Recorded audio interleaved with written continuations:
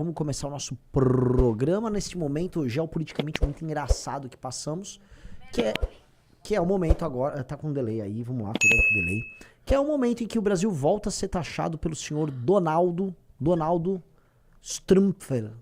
Se eu não me engano... Toda visita da família Bolsonaro nos Estados Unidos vem uma má notícia depois. Pois é, Né? pois é. O Donald Trumpfel, só pra avisar vocês, o sobrenome dele é Trumpfel, ele tem um sobrenome alemão, e ele fez uma redução pra ficar Trump, né? Ele sempre guarda uma surpresinha pra gente, né? Vocês precisam entender algumas coisinhas sobre Donald Trump antes da gente falar, fazer análise geral, porque esse tema é meio fácil e até repetitivo.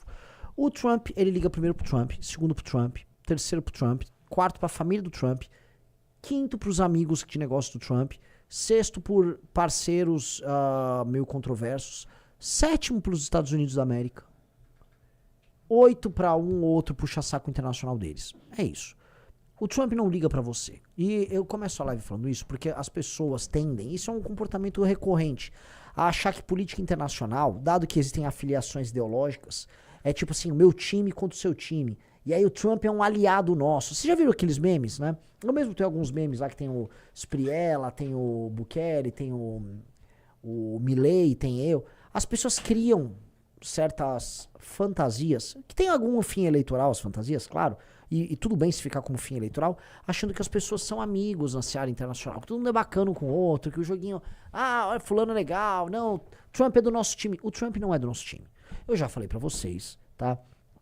O Trump acha da gente, o quê? São aqueles cucarachas lá da América do Sul, tal, beleza, ok, nada especial, espero que eles não imigrem pra cá. É só isso. O Trump não tem grandes amores, nada. O Trump se preocupa com o Trump, tá?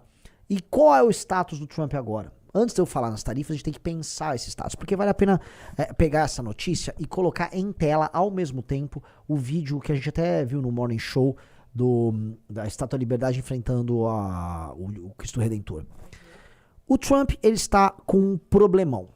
Passou já, tá, o primeiro ano de mandato dele, e a despeito de algumas pequenas vitórias que ele obteve, especialmente a vitória da Venezuela, o governo dele não se realizou.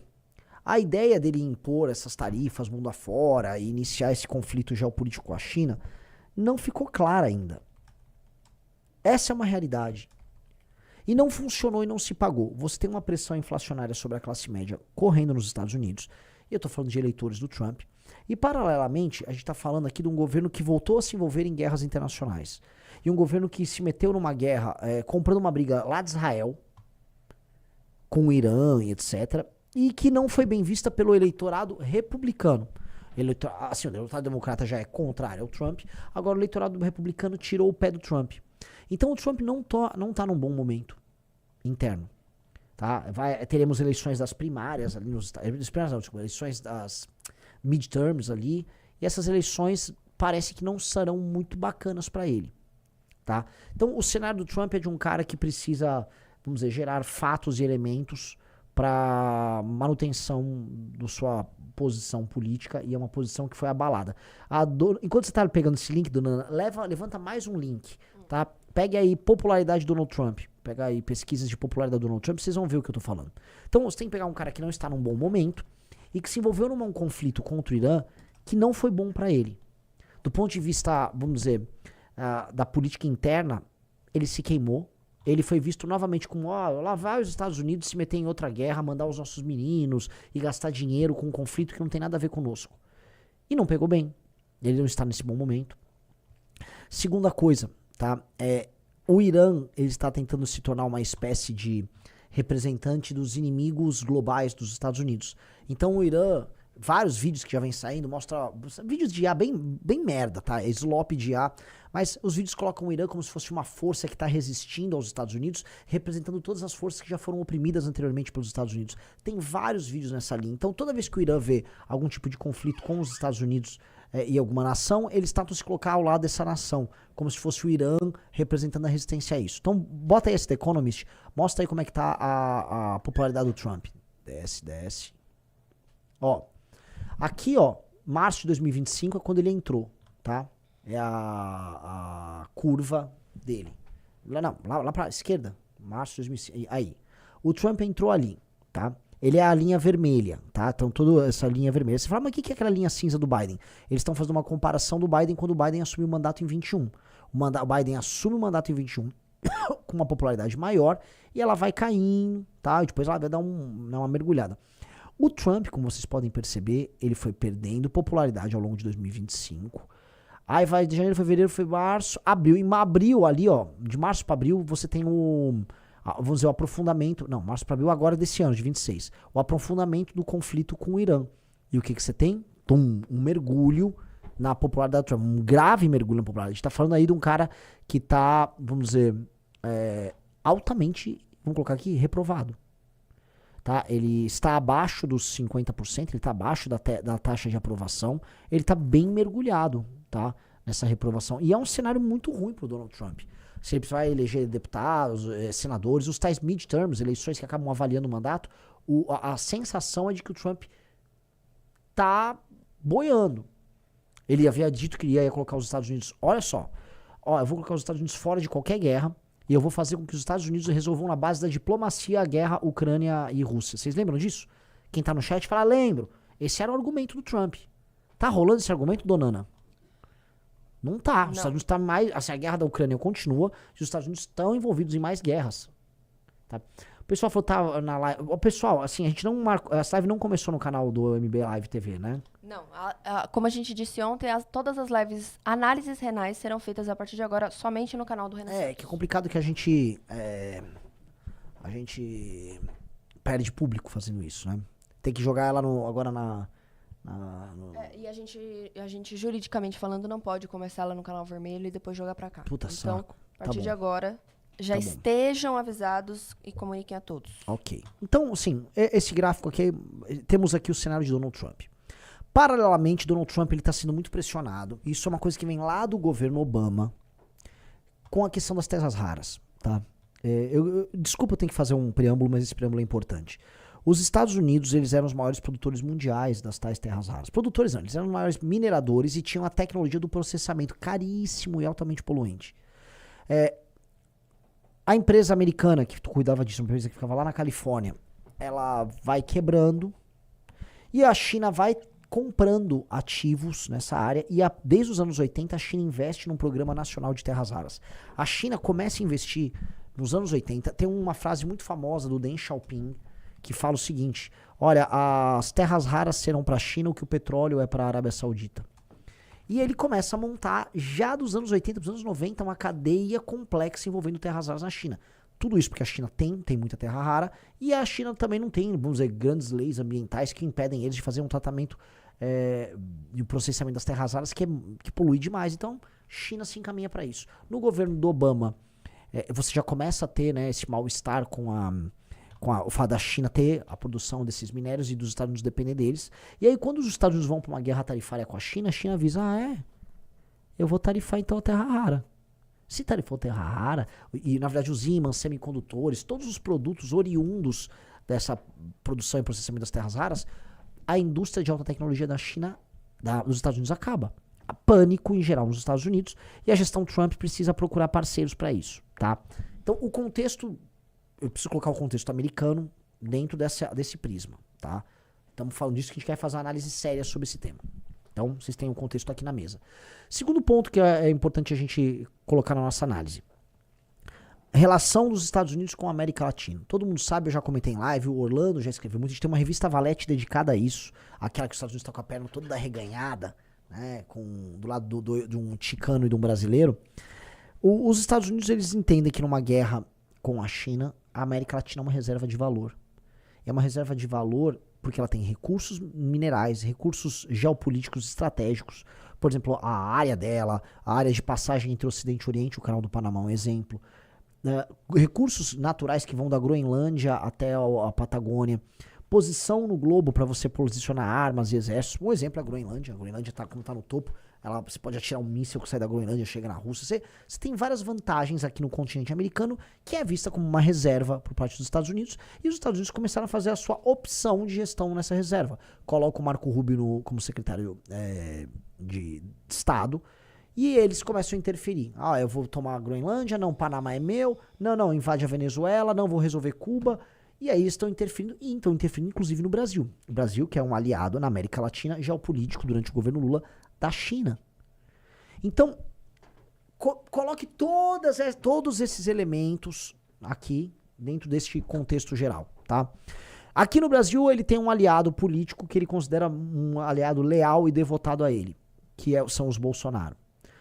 Coloque na mesa também o fato do Joesley Batista, o maior produtor de proteína animal do mundo, ser hoje um doador do Trump e um parceiro de negócios do trumpismo lá em Mar-a-Lago.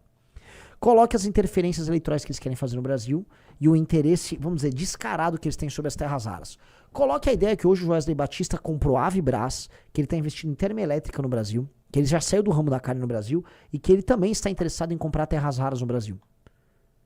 Coloque o fato do Joesley Batista, parceiro do Trump, ter comprado poços de petróleo na Venezuela. Inclusive comprou com o ouro caro.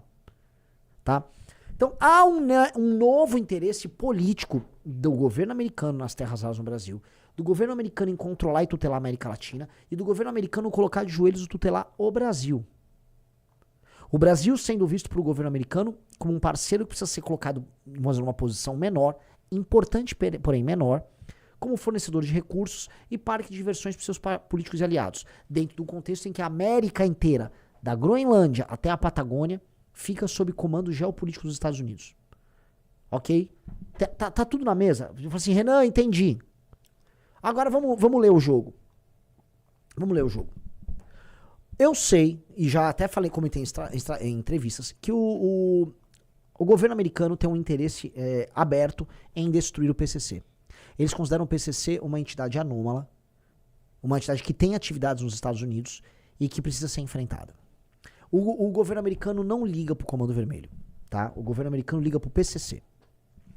Isso eu tenho informações pessoais. Eu sei disso, já conversei com americanos importantes, gente de governo que coloca uma preocupação bem especial no PCC. Eu sei desse elemento, tá? E do outro lado, eu também sei que o Donald Trump está numa relação, num jogo complicado, mas positivo com o Lula. Tá? Então há um jogo complicado, entretanto positivo, com o Luiz Inácio Lula da Silva, em que o Lula é um parceiro que cede, mas que joga junto, que se pressiona, e o Lula pode ceder e intenciona ceder nas terras raras. O Lula não é mais aquele parceiro preferencial da China aqui. Na verdade, nem a China mais vê o Brasil nesse cenário. Então o Lula, ele tá tendo que jogar o jogo dos Estados Unidos. Então não é que o Trump tenha, assim, um grave problema com o Lula. Lógico que ele gostaria de ver um agente ainda mais submisso que o Lula ocupando a presidência do Brasil agora, que seria o Flávio. O governo Trump adoraria ver o Flávio, porque o Flávio seria basicamente um puxa-saco dele comandando a segunda nação mais importante do continente inteiro. Capite? O Lula é submisso, porque tem que ser em alguma medida, porque o Brasil é um país frágil. O Brasil ele não fez nada de lição de casa em termos de soberania. O Lula é uma piada. O Flávio é literalmente um enviado do governo Trump para administrar o Brasil. Vou repetir, o Flávio é um enviado do governo Trump para administrar o Brasil. O Flávio representa o que há de pior na política do Rio de Janeiro, somado ao interesse do governo Trump aqui. Não há nada mais entreguista do que colocar Flávio Bolsonaro na presidência da República. Ok? O Flávio só é candidato, eu já cantei essa bola em outubro ou novembro, porque o Joesley Batista assim o decidiu com o Lula e com o Trump. Lá no fim do ano passado, tira o Tarcísio, é bom pro Lula que não seja o Tarcísio, bota o Flávio perde pro Lula. O Flávio mantém a aliança e a boa relação que ele tem com a família Trump e deixa o Lula ganhar. Todo mundo saía ganhando com esse acordo e todo mundo saiu ganhando com esse acordo. O Flávio Bolsonaro, nesse sentido, seria um títere dele. Então o Trump tem uma relação dúbia. A relação pra eles, eu vou colocar aqui, é dúbia. Então o Trump, ele solta ali, né? Vou transformar o PCC, o Comando Vermelho, em entidades terroristas, não sei o quê, e terroristas internacionais, porque isso tem um efeito em solo americano também. Aí o Lula vai lá e se adapta. Vamos ter que fazer acordos de cooperação com a CIA, papapi, papapá. O ministro da Fazenda do Lula já falando em cooperação com o governo americano e tal. E aí o Flávio vai e tira uma foto, né? E aí eles fazem, né? Vamos colocar aqui um joguinho de cena muito bacana. A fotinho tava ali pro Flávio, mas é uma fotinho cada vez mais constrangida. E aqui é um outro ponto que eu queria colocar pra vocês. Formalmente, o presidente da República americano, o Trump, não pode declarar apoio ao Flávio. Aquela foto foi uma bela de uma forçação de barra. Porque do ponto de vista diplomático, aquilo seria um incidente diplomático se fosse tratado como uma declaração de apoio. Tanto que o governo Lula e a imprensa entram em contato com o governo americano e o governo americano deixa muito claro, deixa expresso que o Flávio não teve nenhum tipo de atuação nesse caso. Ok, capite, todo mundo compreendeu. E aí, na semana seguinte, vem essa taxação. Essa taxação é resultado do estudo que o governo americano fez lá da briga do ano passado, tal, e ela é colocada novamente na mesa. E aí os interesses americanos são colocados novamente na mesa. Eles estão falando que coisas que vão do Pix à pirataria, do interesse das Big Tech americanas diante do Xandão, até taxação de produtos americanos aqui no Brasil. Aquilo lá representa um reposicionamento dos Estados Unidos nesse jogo, mas representa um alívio para o Lula. O Lula, ano passado, ele aumentou a popularidade dele mediante a taxação oriunda do Donald Trump. O Lula, quando colocou, o meu país está sendo taxado, está sendo alvo dessa injustiça, não sei o quê, o Lula aumentou a popularidade. E eu preciso lembrar para vocês que na cabeça do Lula e do Sidônio e da equipe dele, ganhar a eleição significa flutuar entre 3%. O Lula precisa virar 3% dos eleitores que estão antipetistas para o lado dele para fazer um voto útil nele no cenário contra o Flávio, que aí ele ganha a eleição. É pouco. E esse tipo de aceno em que o Lula está enfrentando o imperialismo e tal, é bom pro Lula. Pro Trump é bom também que mostra que ele está posicionando as relações comerciais dele com o Brasil em novos termos. E, eventualmente, do ponto de vista material, saindo de qualquer jogo de cena, posiciona ambos para fazer um acordo sobre terras raras. Ok? Então, o cenário é um cenário, como eu posso colocar, complexo, que as pessoas não estão entendendo por completo, mas que teve um pequeno benefício pro Flávio na semana passada, um respiro. E agora, um benefício que pode ser permanente pro Lula nos próximos 2 meses. Especialmente se o Lula se colocar como alguém que vai resolver um problemão. Se o Lula, combinado com o próprio governo americano, combinado com o Departamento de Estado, e aí eu tenho que agora mover os pauzinhos para obter as informações e trazer para vocês. Se o governo Lula criar a seguinte historinha, tô sendo taxado, tal, pá. E aí, paralelamente, ele vai nos Estados Unidos e obtém um acordo com o Trump, como começou a sair na imprensa. Aí o Lula mostra que ele é o adulto na sala, que o Trump fala grosso, mas ele vai lá e resolve, que diferente do Flávio ele não é puxar saco. Este é o cenário que eu considero mais provável para as próximas semanas. Tá? Esse é o cenário. Digite 1 se vocês concordam com a minha leitura, digite 2 se não concordam com a minha leitura. Volto a colocar. Eu mesmo quero confirmar essa minha leitura de cenário com conversas com nossos amigos lá dos Estados Unidos. Tem muito amigo nos Estados Unidos que vai poder me dar, né, pequenos detalhes aqui, tá? Like na live, pessoal. Estamos só com 6 mil pessoas aqui na live, pessoal. É muito pouco. Se estivesse no canal do MBL, seria muito mais gente. 3.900 likes. Então, deem like e compartilhem a live com todo mundo, tá? Perfeito. Um cara botou igual ele fez com o Bush. Exato. Todo mundo tinha muito medo como seria a relação do Bush, George Bush, filho, com o Lula após o Lula ter sido eleito em 2003, né? O Bush tinha sido eleito em 2000. E, cara, a relação foi ótima. Pontuar bem os Estados Unidos. O Lula sabe muito bem jogar o jogo do minoritário, do mais fraco. O Lula é sindicalista. Entendem? Né? O Lula, o sindicalista, ele defende uma força em tese hipossuficiente para obter um acordo. Ele gera uma dificuldade para conseguir obter um acordo. Hoje, no comando de uma nação que é hipossuficiente quando comparado dos Estados Unidos, ele se comporta dessa mesma maneira. Então ele vai tentar obter um acordo que o beneficie. Ele já fazia isso nos tempos de sindicato. Quem era o Lula nos tempos de sindicato? Era um cara que gerava uma greve, fazia um acordo com o dono da empresa, botava uma graninha no bolso, virava para os funcionários, conseguia um acordo, sou um herói.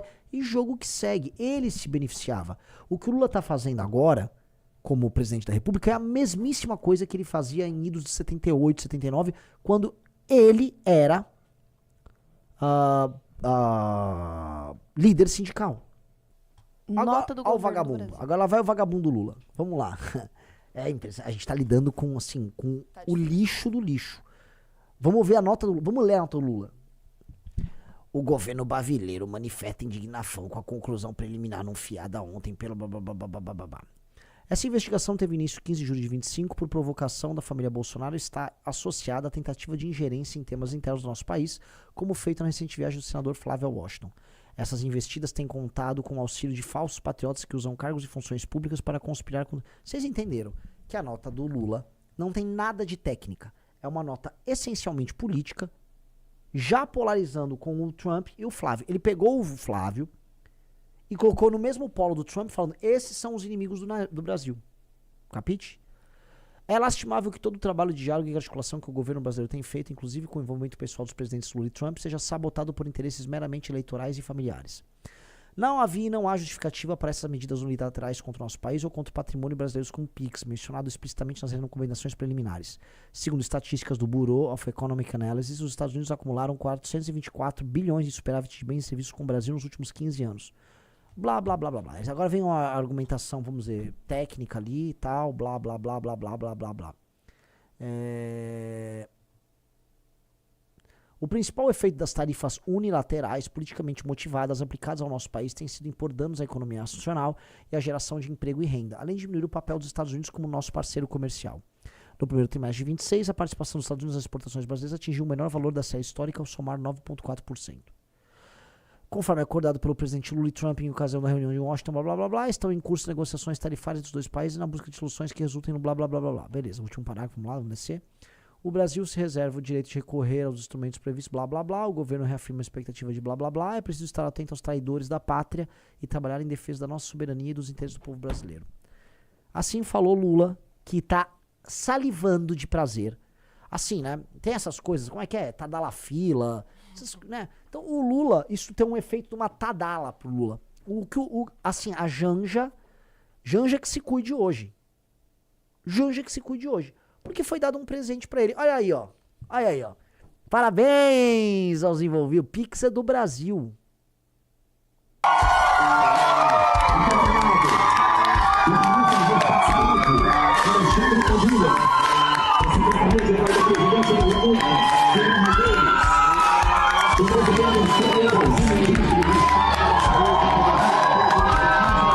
Paiseco, cara. Que paiseco.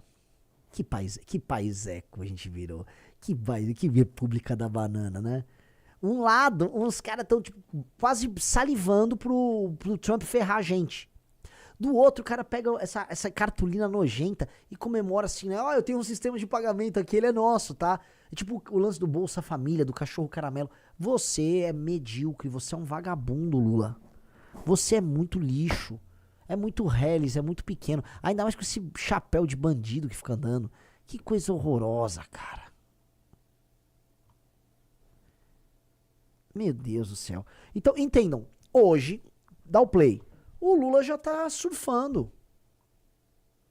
Vai, dá o play. Vocês se lembram que em julho do ano passado, os Estados Unidos da América do Norte apresentou uma taxação sobre os produtos importados do Brasil de 50%. Os meninos do Bolsonaro, um deles, que é candidato a presidente, olha o que ele tuitou. No dia que o Trump taxou o Brasil em 50%, obrigado, Trump, faça o Brasil livre de novo. E o outro filho também agradeceu ao presidente Trump, o Eduardo Bolsonaro, criticando o Brasil e parabenizando o Trump pela taxação. É que esses filhos do Bolsonaro conseguem ser pior do que ele. E são, na verdade, vendilhões da pátria. Foram pedir para que um país estrangeiro se intrometesse nas decisões brasileiras. É isso que vocês têm que dizer alto e bom som. São traidores. Por menos do que isso, Joaquim Silvério dos Reis, que delatou Tiradentes, foi enforcado. O que merece os traidores da pátria que vão pedir intervenção de um país no nosso país. Pensem, meditem. Cara, porque esse cidadão... Ver esse ser que devia estar preso até hoje, solto, presidente, e cantando de galo em cima dessa... É muito triste, Olha cara. esse aqui. É muito triste. O bolsonarismo, cara, acabou com a direita no Brasil. O bolsonarismo acabou com o antipetismo no Brasil. O bolsonarismo é uma doença, cara. Eu jurava, dona Ana, eu jurava que o Flávio não ia cair no erro de tentar justificar. Não que eu não queira. Pra mim é ótimo. Pra mim é ótimo o Flávio Siqueira. O Flávio é um imbecil completo. Pra mim é bom. Mas assim, tá sendo bom pro Lula. Quem tá ganhando com isso? Eu e o Lula. Os outros lá vão ficar lá defendendo o Flávio, que é isso que os outros fazem. Agora, pô, que situação horrorosa. E aí causa esse tipo de situação aqui, ó. Porra, Trump, dá uma porrada no Lula, taxa o Lula, porque o Lula vai ganhar da eleição e Trump não deixa, prejudica o Lula. Imbecil, ele não sabe que ele não vai me prejudicar o Lula, ele vai prejudicar é o povo brasileiro, ele vai prejudicar é os empresários brasileiros. É esse presente que ele dá.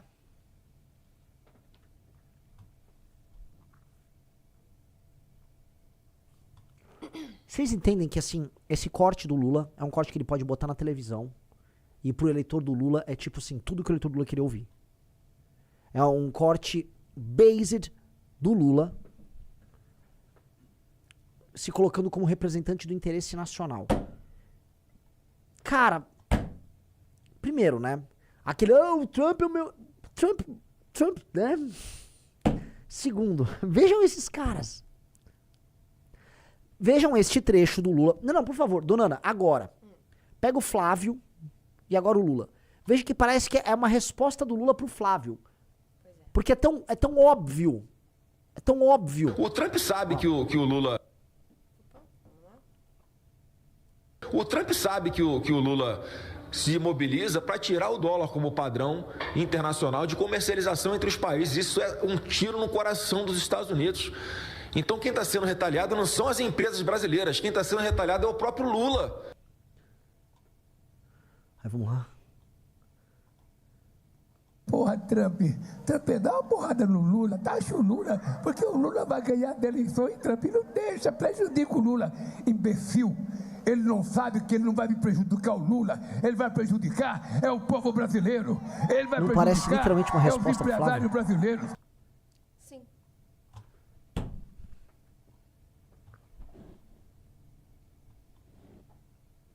O Lula fez um governo ruim, muito ruim. Em condições normais de temperatura e pressão, o Lula ia perder essa eleição. O Lula tinha uma chance de vencer a eleição. Colocar o Flávio como candidato. Colocar um imbecil dessa família de idiotas. Família que só tem idiota. Não tem uma pessoa que preste nessa família como candidato. Consegue ir lá com o Joesley nos Estados Unidos, bota o Flávio. E, cara, tá dando tudo certo pro Lula. O governo do Lula não vai bem. O Lula já deu vale gás, energia, ele tá dando tudo que ele pode. E não melhora. A aprovação dele ficar arrastando. Aí vai o Flávio e vai lá Figueiredo, Eduardo, calma aí, vou ajudar você. Eles são uma máquina de errar, cara. Se você gostou do vídeo, deixe o like e se inscreva no canal. E não se esqueça, a onça é inevitável.